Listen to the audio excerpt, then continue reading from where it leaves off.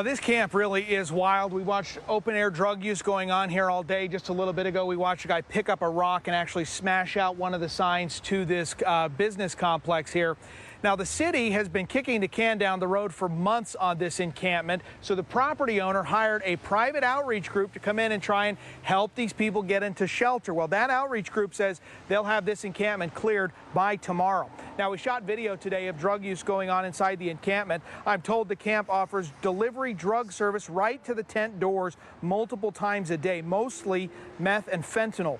Burien has been going back and forth with this group of homeless people for months around the city, but the camp showed up in this spot in early July. That's when the property owner hired that outreach group called The More We Love to come in and work with the homeless to try and get them into services. The More We Love tells us today they've got 6 people into shelter. They expect 6 more to go tomorrow, and the camp at that point should be gone. I asked City Council member Stephanie Mora why it takes a privately funded outreach effort to get people out of the camp and into shelter. The encampment has actually shrunk down without the city essentially doing anything. Is this a case of the private industry doing what the city and the county and the homeless outreach teams can't? It really has been. This needs to change. It needs to change right away. We begin with breaking news out of Seattle tonight. Seattle police officers are at the scene of a shooting at a busy intersection in SODO. Witnesses describe it as an all-out brawl between 3 motorcyclists. This is happening near the intersection of First Avenue South and South Massachusetts Street, just a few blocks south of T-Mobile Park. KOMO's Ryan Sims is at the scene. Ryan, you just heard from police. What are they telling you?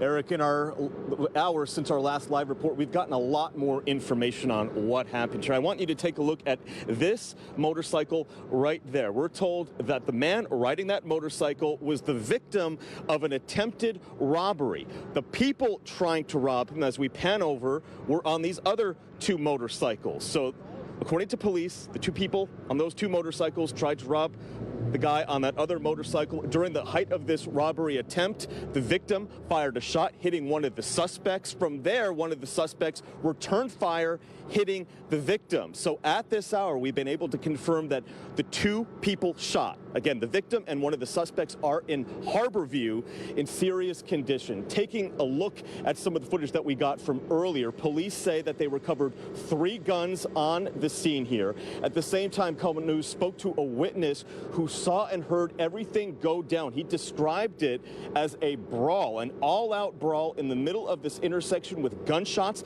then being fired. That witness did not want his face shown on camera, but he told us everything that happened here reminded him of a Wild West film. All 3 on motorcycles, 2 guys on one, wouldn't leave the guy alone, just kept instigating it, turned physical with 1-on-1.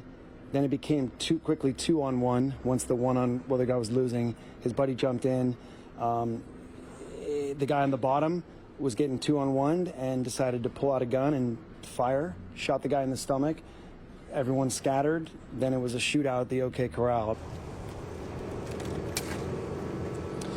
Again, this all went down about 3 p.m. Police telling us it was remarkable that nobody was caught in the crossfire given how busy this area is. Coming back live, you can see that police are still investigating and coming through clues here. Again, we've been able to confirm that 2 people, the victim and one of the suspects, currently at Harborview in serious condition, while the 3rd suspect, actually the 3rd person who is also one of the suspects, is now in police custody. One of the big unanswered questions that so many people are asking right now is if this was in any relation to a biker gang or a gang brawl. Police have not been able to confirm that yet or even say if that was the case, but we're working to find that out. We'll have a lot more in another live report coming up at 6 o'clock. Coming to you live from SODO this evening. Ryan Sims, KOMO News. Hi, everyone. I'm Preston Phillips from KOMO News. Thanks for checking out the KOMO YouTube channel. You can see more of our videos right here by clicking on the video links for more news from the Seattle area and Western Washington. Oh, and don't forget to click the subscribe button below so you don't miss our YouTube updates.